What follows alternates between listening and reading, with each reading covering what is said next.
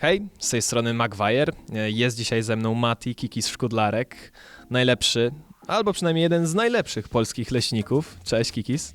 To trochę się zmotykam na słońce, tam powinąłeś się. Witam, cześć, dzień dobry, ja Mateusz jestem.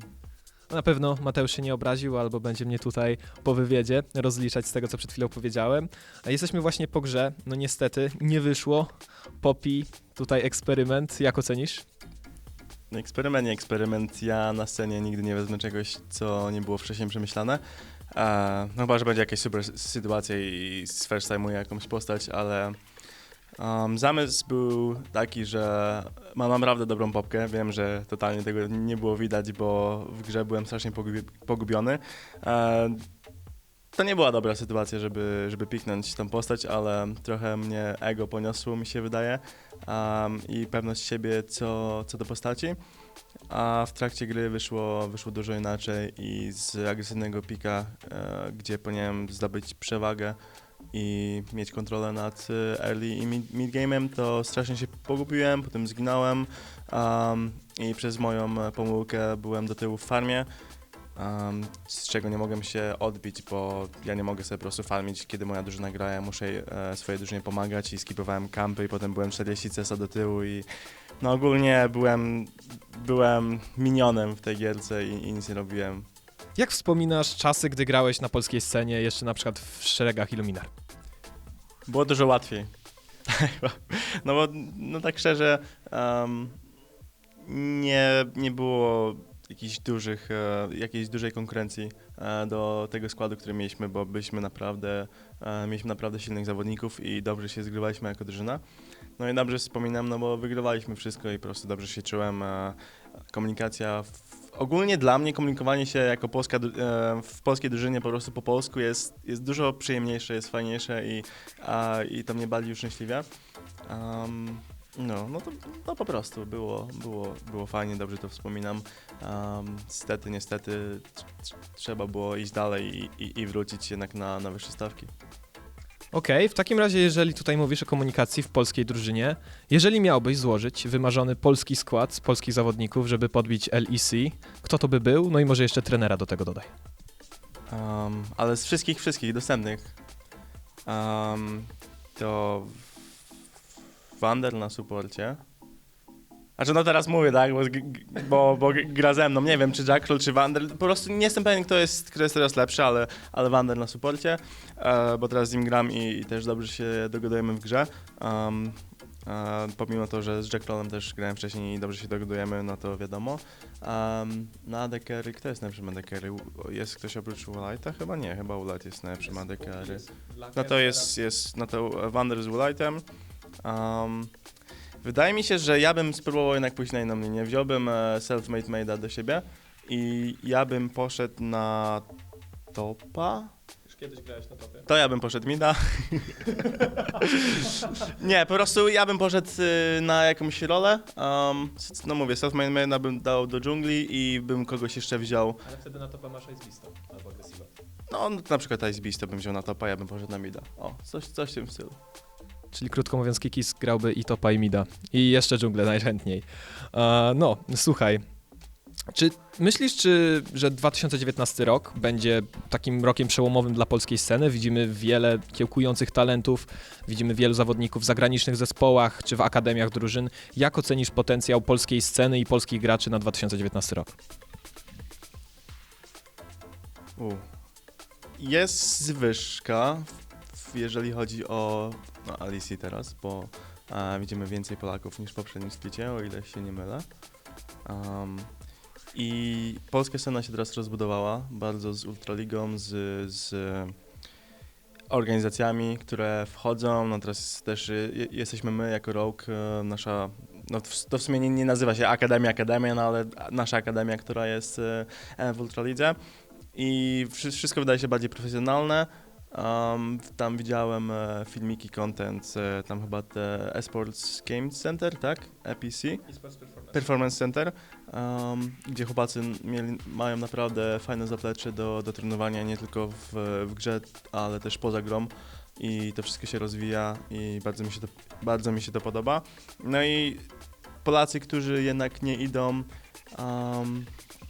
nie wiem, nie uciekają do Hiszpanii czy do innych regionów, też mogą zostać tutaj i się rozwijać w jakimś stopniu, bo to nie jest tak, że grasz sobie z domu po prostu na wywalone, mama ci przynosi obiad w trakcie screamów i tyle, tak. Okej, więc wygląda to całkiem nieźle. Myślisz, że właśnie wasza drużyna, wasza akademia, jak to określiłeś, ma szansę, bo jest stawiana w roli często faworytów do wygrania chociażby turnieju EU Masters.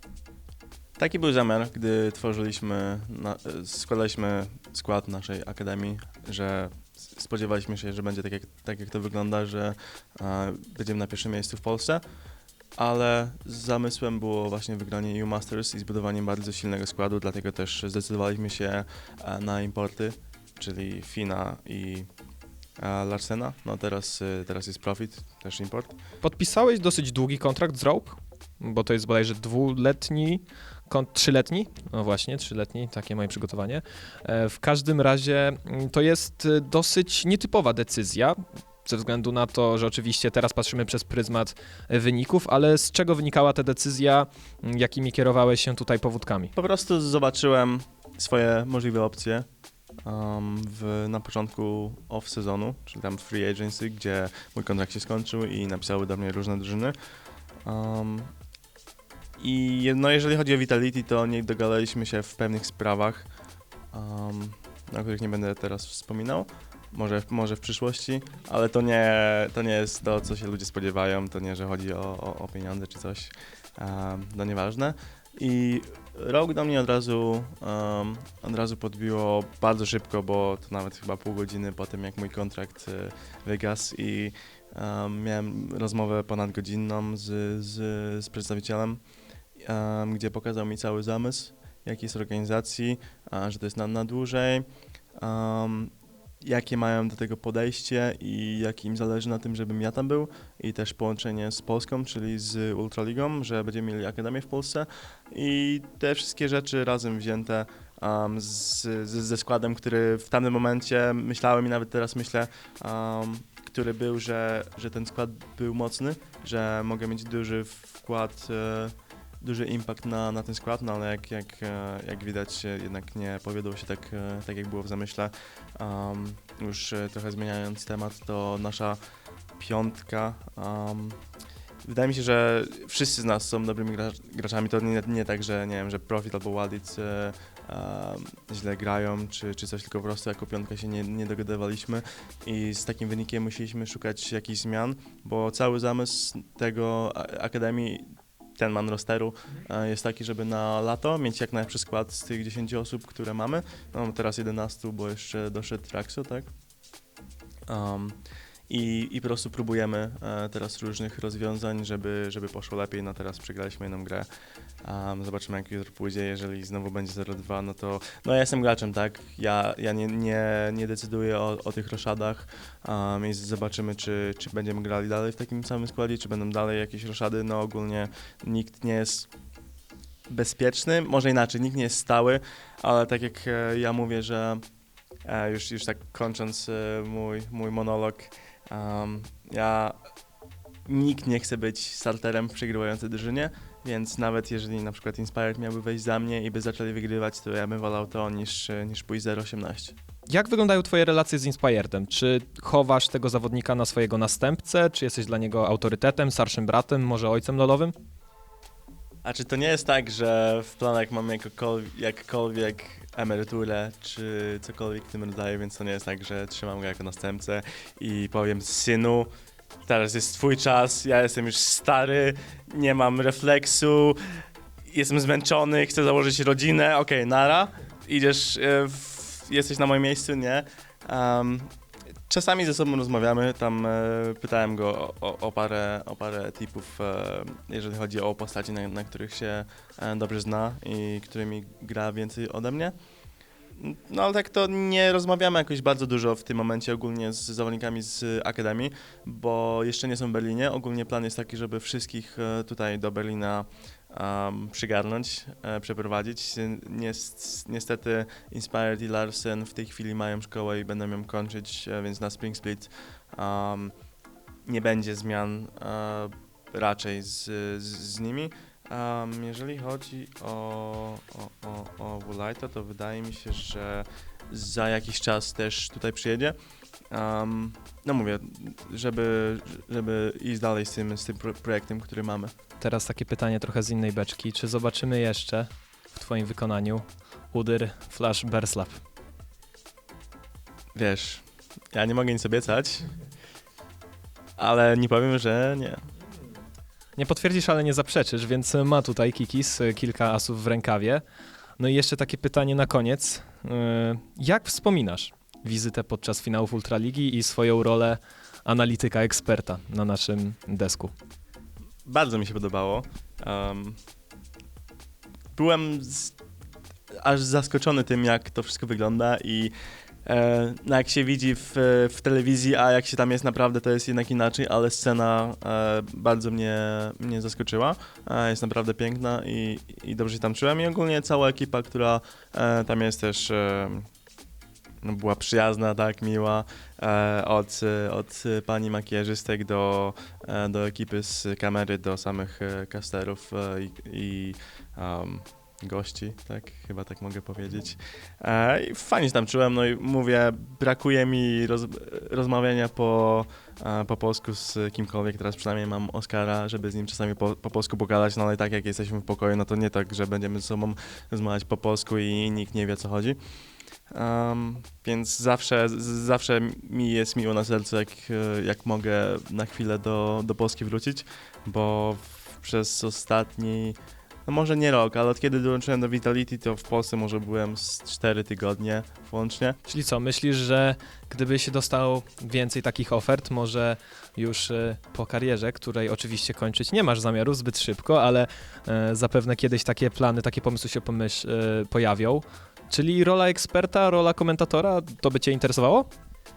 Ogólnie mam sporo planów, inaczej, mam sporo opcji, o których myślę, jeżeli kariera się skończy. Moja kariera się skończy tylko wtedy, gdy ja stwierdzę, że wolę robić coś innego, no a po prostu będę zbyt słaby, żeby kontynuować i jak będę jednym z najgorszych junglerów albo nawet nie na poziomie LEC, to nie tak, że będę po prostu farmił pieniądze i słabo grał, tylko po prostu mam jednak swoją dumę i w momencie, kiedy stwierdzę, że okej, dobra, już nie daję rady, odejdę. Czego się nie spodziewam. Wydaje mi się, że przez następne parę lat jeszcze będę graczem. Ale jeżeli to by się nie udało, no to myślałem nad byciem trenerem. Wydaje mi się, że jestem charyzmatyczną osobą, która miałaby wpływ na graczy, szczególnie na młodszych graczy, jak już będę starszy. Nad streamer/youtuber, bo podoba mi się lifestyle, jaki można prowadzić, bo jesteś swoim szefem, tak? I o wszystkim decydujesz i tyle, ile włożysz pracy, tyle przyniesie ci to efektów. No i też mam już jakiś bonus, tak, że mam fanbase, który by pomógł mi jednak wyjść z szeregu, a nie żebym zaczynało tam 10 widzów. Jeżeli nie to, no to nie wiem, czy bym był dobrym komentatorem, ale bardziej może jako gość, bo moja wymowa nie jest jednak na takim poziomie, no ale na poziomie komentatora. Ale to są rzeczy, na których można popracować, no ale wiadomo. A ogólnie mój plan na życie to jest, żeby być biznesmenem albo otworzyć swój biznes, na przykład restaurację czy cokolwiek, na co będę miał pomysł, jakiś bar, cokolwiek. Zawsze chciałem mieć swoją kawiarnię, bo wydaje mi się, po prostu wydaje mi się to spoko pomysłem, no. Czyli kawiarnia z posypką kokosową do kawy. Sądzę, że naprawdę zaspokoiłeś tutaj wszelkich widzów wiedzę, oczywiście nie wiedzę, tylko ciekawość, ale jeżeli jeszcze chcesz coś powiedzieć do polskich właśnie widzów, do polskich fanów, do twoich fanów, to teraz masz te 15 sekund, bo ręka mi usycha.